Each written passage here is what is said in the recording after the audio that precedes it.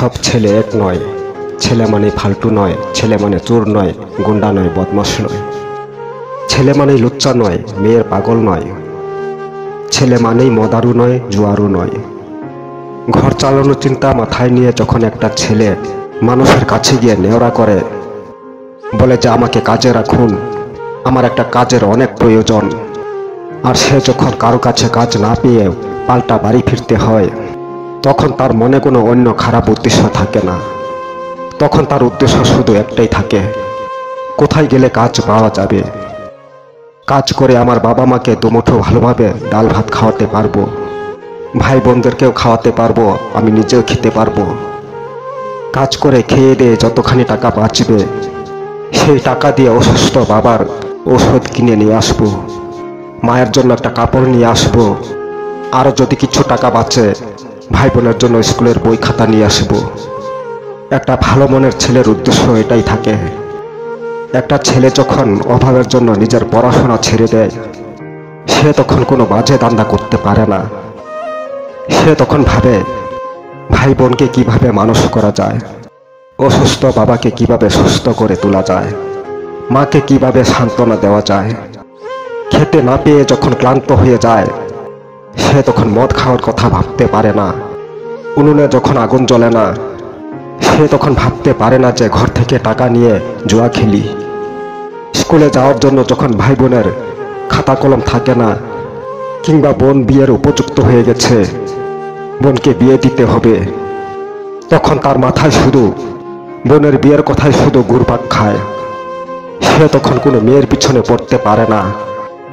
যেই ছেলের বাবাই ছিল পরিবার চালানোর মেম্বার, আর যখন সেই ছেলের বাবা অসুস্থ হয়ে বিছানায় পড়ে থাকে, তখন বাড়ির বড় ছেলে হিসেবে সব চিন্তা তাকেই করতে হয়। আর যখন সব চিন্তা মাথায় চেপে বসে, তখন তার মাথা ঠিক থাকে না। কি বলতে গিয়ে কি বলে ফেলে, কি করতে গিয়ে কি করে ফেলে, কিছুই বুঝে না। তাই বলে সেই ছেলে কখনোই খারাপ ছন্দের হতে পারে না। একটা ছেলে একটা মেয়ের চোখের দিকে তাকালেই সেই ছেলে কখনোই খারাপ হতে পারে না। একটা ছেলে একটা মেয়ের সাথে ধাক্কা খেয়েছে, তাই বলে ছেলেটা ইচ্ছে করে ধাক্কা দেয়নি। একটা ছেলে মাথায় অনেক চিন্তার বোঝা নিয়ে যখন সকালে বাড়ি থেকে বের হয়, সে মাথা নিচু করে চিন্তা করতে করতে হেঁটে যায়। সে তখন ডানে বামে তাকায় না, সামনের দিকেও তাকায় না। আর তখনই কারো না কারো সাথে ধাক্কা লেগে যায়, হয়তো কোনো পুরুষ লোকের সাথে, নয়তো কোনো মেয়ে লোকের সাথে। আর তখন ওই ভাবে ছেলেটা ইচ্ছে করে ধাক্কা লাগিয়েছে, ছেলেটার চরিত্র খারাপ। আসলে যে ছেলেটা ভালো মনের সেটা আর জানে না। ছেলেটা যে তার পরিবারের কথা চিন্তা করতে করতে কখন যে কোন মেয়ের সাথে ধাক্কা লেগে গেছে সে ভাবতেই পারেনি। সে ভাবতে পারেনি যে একটা মেয়ের সাথে কিংবা একজন মহিলার সাথে তার ধাক্কা লেগে যাবে। তাই যার সাথে ধাক্কা লেগেছে সে না জেনে না বুঝে সরল মনের ছেলেটার উপর নির্যাতন চালায়।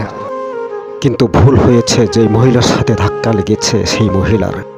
এখানে ছেলেটার কোনো ভুল নেই, কারণ যখন ধাক্কা লেগেছে তখন উচিত ছিল ছেলেটাকে জিজ্ঞেস করার যে কিরে ভাই, কেন আমাকে ধাক্কা দিলি। সে তখন অবশ্যই সাথে সাথে ক্ষমা চেয়ে নিত, বলতো সরি আমার ভুল হয়ে গেছে, ক্ষমা করে দিবেন। বলতো যে মাফ করবেন দিদি, আমি ভাবতে পারিনি, ধাক্কা লেগে গেছে, আমি ইচ্ছে করে লাগাইনি। কিন্তু ছেলেটাকে কোনো কিছু জিজ্ঞেস না করে অপমান করতে শুরু করে দিল।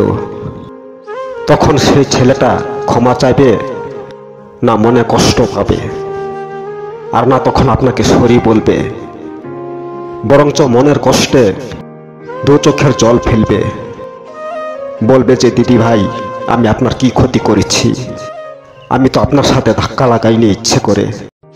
তাই কারো ভিতরের কথা না জেনে আগেই কারো সাথে খারাপ ব্যবহার করা উচিত নয়।